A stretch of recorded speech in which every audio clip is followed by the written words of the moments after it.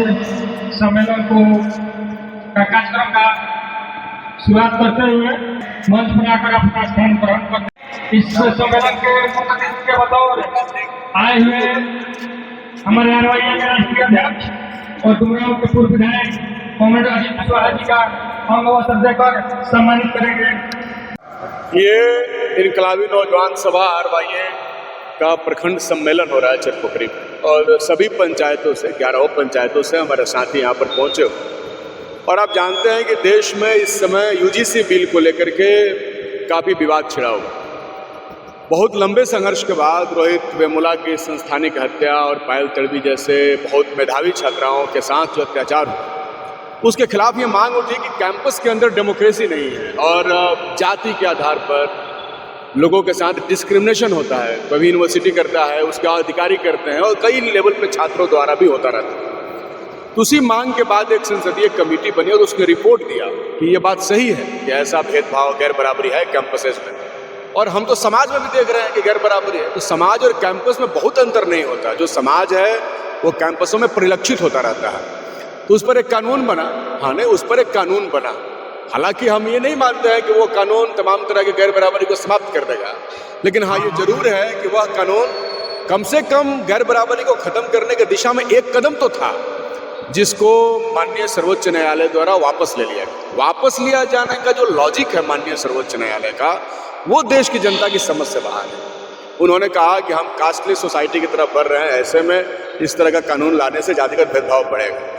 हम कहना चाहते हैं कि जातिगत भेदभाव इस देश के अंदर सदियों सदियों से है, और उस जातिगत भेदभाव को खत्म करने के लिए कई बार कभी फुले के द्वारा, पेरियार के द्वारा, डॉक्टर अम्बेडकर के द्वारा, बाबू जगदेव प्रसाद के द्वारा कई बार जातिगत भेदभाव के खिलाफ लड़ाइयाँ लड़ी गई, और इक्वलिटी के लिए, सामाजिक न्याय के लिए और समानता के लिए कानून बने कई बार, और कई प्रकार की अनइक्वलिटी के खिलाफ, जैसे सामान्य अनइक्वलिटी भी रहा, सती प्रथा के खिलाफ कानून बना, बाल विवाह के लिए को खत्म करने के लिए कानून बना, विधवा पुनर्विवाह के खिलाफ कानून बना, दलितों पर एट्रोसिटी के लिए SC ST एक्ट जैसा कानून बना। तो कई सारे कानून असमानताओं को खत्म करने के लिए बनते रहे।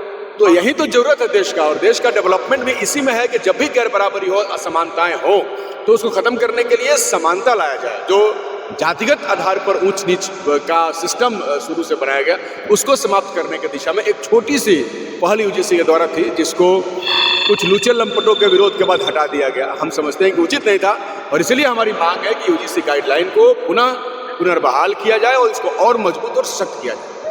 अब जात पात नहीं है और ऐसा कुछ नहीं होता है, सिर्फ माने प्रोपेगेंडा चलाया जा रहा है। अभी अखबार में खबर छपी है कि दरभंगा के एक पूरे गांव पर जातिगत गालियां देते हुए कुछ विशेष वर्ग के लोगों के द्वारा हमला किया गया। कैसे आप कह रहे हैं कि जातिगत भेदभाव नहीं है? अभी कितने दिन हुआ रोहित वेमुला को, कितने दिन हुआ पायल तड़वी को, और कैंपसेस के अंदर हम नहीं जानते। अभी हाल ही में ना एंजल चकमा को नस्ल भेदी टिप्पणी करते हुए उनकी हत्या कर दी गई, और देश भर में ये सब कुछ चल तो रहा है। आप आए दिन अखबार में पढ़ते हैं कि किसी दलित दुल्हा को घोड़ा पे चढ़ाने के लिए SP को आना पड़ा। अगर समानता है तो दलित दुल्हा को घोड़ा पे चढ़ने के लिए SP की जरूरत क्यों होती है? ये एज यूजुअल क्यों नहीं है? तो ये कह देने मात्र से नहीं है, बल्कि इसका डेटा है। और जो कमेटी ने रिपोर्ट दिया है, संसदीय समिति ने, उसने तो साफ तौर पे कई सारी चीजों का संग्रह करके ये साबित किया है कि गैर बराबरी है। तो इसलिए किसी का कह देने से गैर बराबरी नहीं है, ये कैसे माना जा सकता है? जो दरभंगा में आप जिक्र किए उसको लेकर वहाँ कहा जा रहा है कि SC ST का जो एक्ट है इसका दुरुपयोग किया जा रहा है। अच्छा, लोगों पर FIR। अच्छा, तो अब आप कहानी सुना है ना, कि माने वो करते हैं तो कृष्ण लीला और हम कहते हैं तो सुना है आप? वही बात हो गया, मैंने दुरुपयोग होने लगा। अरे भाई हमला किया और केस किया तो दुरुपयोग कर दिया, क्या मजाक है? दुरुपयोग जब नहीं बोलेंगे, केस नहीं करेंगे, वो पुरानी कहावत है कि मरबो करम और बोलहु न थे। अब चाहते हैं कि वही जमाना चलता रहे। अब लोगों के पास कंठ है, डॉक्टर अम्बेडकर ने कंठ दिया, उस लोगों ने उस कंठ का इस्तेमाल करना शुरू किया, लोगों ने लड़ करके अपना अधिकार हासिल किया है, तो अधिकारों की लड़ाई तो चलती रहेगी। लेकिन कौन लोग हैं जो दलितों गरीबों के ऊपर जुल्म करना अपना जन्मसिद्ध अधिकार मानते हैं? वो मानते हैं कि देश उनका है और हम सब आरक्षण के बदौलत यहाँ पर आके उनका अधिकार छीन रहे हैं, जबकि वो इस भ्रम में है, ये उनका नहीं है, ये हमारा है। और हमको चूंकि मिलने से उन्होंने रोक दिया, और अब इतनी लंबी लड़ाई के बाद जब हमने पढ़ाई लिखाई शुरू की और सड़कों पर उतरना हमने सीख लिया, तो अब हम हासिल कर रहे हैं। इसलिए वो जो अपना जन्मसिद्ध अधिकार मानते थे वो अब नहीं चलेगा। अब दलित, पिछड़ा, गरीब, कमजोर जग चुका है और हम किसी भी कीमत पर अपने हासिल अधिकारों को खो नहीं सकते। 118% बढ़ गया है इसका मामला को लेकर कहा जा रहा है। किसी का जो रिपोर्ट आया है यूनिवर्सिटी में आंकड़ा 118% बढ़ गया है भेदभाव का। इसके बावजूद भी सामने दिखाई दे रहा है कि आंकड़ा बढ़ रहा है, अपराध बढ़ रहा है, इसके बावजूद भी इसका विरोध किया जा रहा है।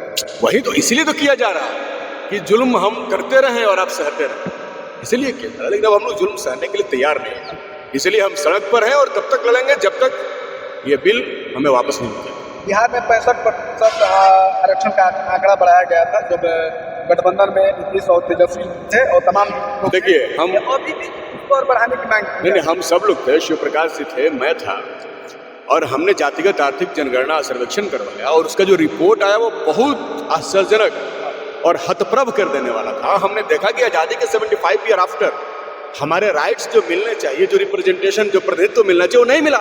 हमने मांग किया कि भाई हमारा रिप्रेजेंटेशन बढ़ाओ। आपने EWS को 10% रिजर्वेशन दे दिया, हमारा भी रिजर्वेशन बढ़ा करके 65% करो। असेंबली के अंदर बीजेपी ने कहा कि हम भी 65% आरक्षण के पक्ष में, और ये 65% आरक्षण सर्वसम्मति से लागू पारित किया गया और पूरे बिहार के दलित पिछड़ों को इन्होंने बता दिया। और बीजेपी वालों ने हम भी पिछड़ों के समर्थक हैं और जा करके कोर्ट में हार गए। और यही UGC के लिए भी कर रहे हैं। एक तरफ बिल ला दिया, मोदी जी को तेली बना दिया, और मोदी जी को एक तरफ तेलियों का नेता बना दिया, चलिए भाई पिछड़ों का नेता है, और दूसरी तरफ उनका सॉलिसिटर जनरल जाकर के हार जाता है। मैं तो कहना चाहता हूँ कि चैनल के माध्यम से कि मोदी जी बाएं हाथ से दलित पिछड़ों को अधिकार देते हैं और दाएं हाथ से उसको मिटाते चले जाते हैं। इसलिए आप इसको समझिए, इनका मकसद आपको अधिकार देने का नहीं है। इनका अटॉर्नी जनरल, इनका सॉलिसिटर जनरल सरकार के द्वारा बनाए हुए कानून को प्रोटेक्ट नहीं कर पाता है। इसका मतलब उसमें साजिश है।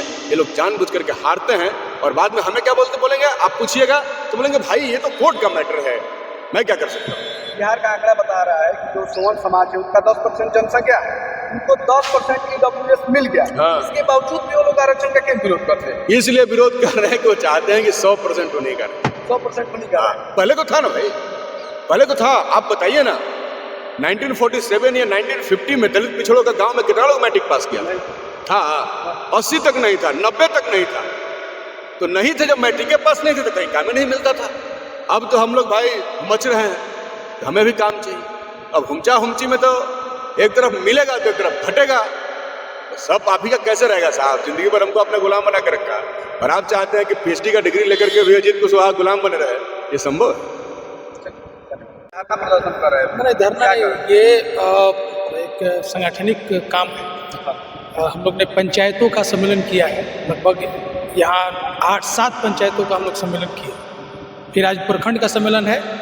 28 तारीख को नागरिक प्रचारणी आरा में जिला सम्मेलन है, तो उसी की एक कड़ी है। आज हम लोग प्रखंड सम्मेलन किए हैं और इस प्रखंड सम्मेलन के जरिए हम लोग ने मांग किया कि चूँकि विधानसभा चुनाव से पहले माननीय मुख्यमंत्री नीतीश कुमार जी के द्वारा ये कहा गया कि सरकार बनेगी तो हम 1 करोड़ नौजवानों को नौकरी देंगे, रोजगार देंगे, लेकिन पलायन उसी तरह से बढ़ रहे हैं बिहार से। बिहार से लोग आज बाहर जाने के लिए मजबूर हैं, दिल्ली, मुंबई, मद्रास, गुजरात, और वहाँ उनको सुरक्षा भी नहीं।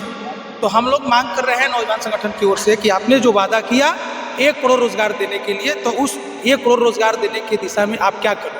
अभी बजट सत्र शुरू हुआ है, लेकिन नौजवानों के लिए किसी प्रकार का कोई नीति बनाने का, नियम बनाने का कोई पहलकदमी नहीं दिख रही है। दूसरी बात कि कहा गया कि हम 1000 नौजवानों को बेरोजगारी भत्ता देंगे जिन नौजवानों को रोजगार नहीं दे पा रहे, लेकिन ये झूठा कोर मैंने एक तरफ झूठा ये मैंने कहा गया है।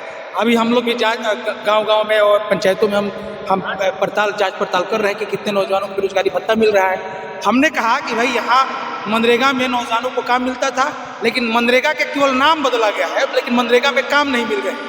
200 दिन मनरेगा में कम से कम यहाँ मजदूरी काम मिले और मजदूरी जो है 600 रुपया किया जाए। ये इन तमाम डिमांड को लेकर के नौजवानों के रोजगार, शिक्षा और जो गांव की जो समस्याएं हैं, ग्रामीण समस्याएं हैं, उन समस्याओं को लेकर के हम आगे नौजवानों को उसके लिए हम लोग लड़ने के लिए तैयार कर रहे हैं। आज हम लोग सम्मेलन है और सम्मेलन के जरिए हम ये सब आवाज़ उठा रहे हैं।